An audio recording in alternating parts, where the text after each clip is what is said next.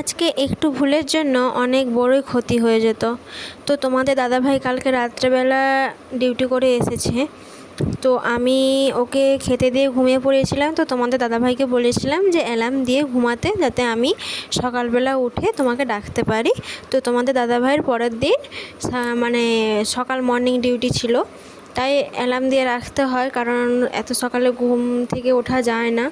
তাই তো পরের দিন সকালবেলা তো অ্যালার্ম বেজেছে, দুবার অ্যালার্ম বেজেছে। তো একবার বেজেছে 5টা ওই আগে, মানে 4:40-এর দিকে, আর একটা বেজেছে 4:30টায়।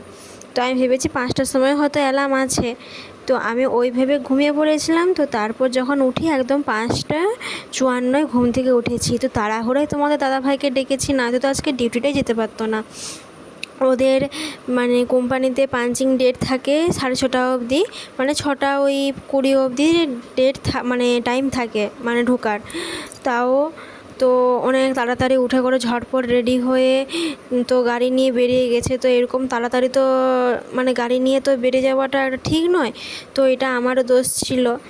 তো তোমাদের দাদাভাই যেহেতু কিছু খায়নি কিছু না, সেরকমই বেরিয়ে গেছে। তো সকালবেলা তাড়াহুড়োই বেরিয়ে গেছে। তো ওটাই আমাকে প্রচুর খারাপ লাগলো। তো এমনই ঘুমিয়েছি, মানে শরীরটা এতটাই ক্লান্ত ছিল যে এমনই ঘুমিয়ে পড়েছি যে সকালবেলা উঠতেই আমার প্রচুর কষ্ট হয়ে পড়লো।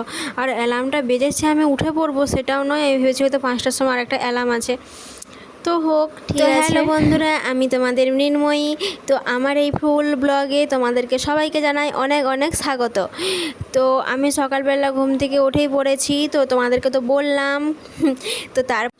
তো বেটু তো শান্তভাবে একটু দুষ্টুমি করে নিয়েছিল প্রথমে, তারপর শান্তভাবে খেলতিছে বসে বসে। তো ততক্ষণে ভাবলাম আমি কাজগুলো গুছিয়ে নেই। তো প্রথমে টেবিলটা মুছে দিয়েছিলাম।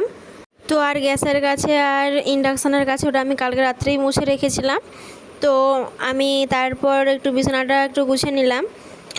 তো গুছানো হয়ে গেছে, তারপর ঘর দরগুলো একটু ঝাঁটিয়ে দিলাম। তো ঝাঁটানো হয়ে যাবার পরে আমি স্নান করতে চলে গেছি। তো স্নান করে এসে ভাত বসিয়ে দিয়েছি, আর এদিকে আমি আনাজ কুটে নিলাম। তো তরকারি করব, তো পটল আলুর তরকারি করেছি আর উচ্ছে আলু ভাজা করেছি।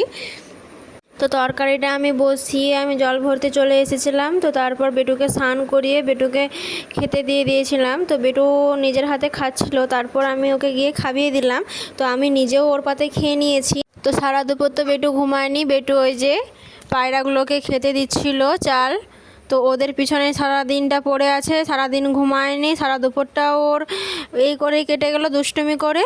তো তারপর ওর বাবা যখন বাড়ি আসে তো একটু বাবার কাছ থেকে আদর খেয়ে নিল। তো তোমাদের দাদাভাই স্নান করতে গিয়েছে, তো এর ফাঁকে আমি রাতের খাবারটা করে নিয়েছিলাম। তো রাতের খাবার বেশি কিছু করিনি, ভাত হয়েছে, রুটি হয়েছে, আর ডাল আর আলু ভাতে। এদিকে তোমাদের দাদাভাই মাকে আনতে গিয়েছে, তো মা গিয়েছিল ছোটো দিদির বাড়ি।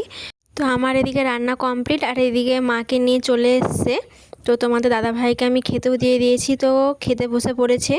আর এদিকে তোমার ছোট দিদি, মানে ওর ছোট পিসিমণি আর ছোট পেশামশাই, ওর জন্য একটা ব্যাগ, তারপর একটা গেঞ্জি প্যান্ট, আর ওর বিস্কুট চকলেট কেক, তো এগুলো কিনে দিয়েছে। আর বাকি চপ ঝুড়ি ভাজা এগুলোও কিনে দিয়েছে বাড়ির জন্য।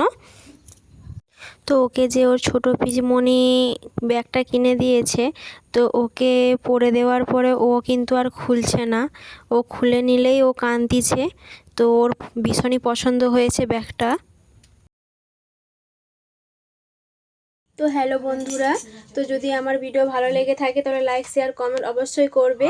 আর যারা নতুন দেখছো তারা প্লিজ ফেসবুক থেকে দেখলে ফলো করে দেবে, আর ইউটিউব থেকে দেখলে সাবস্ক্রাইব করে দেবে।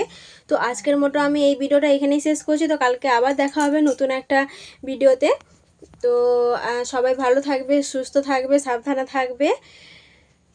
Tata, good night. আমার অনেক অনেক ভালোবাসা নিও সবাই।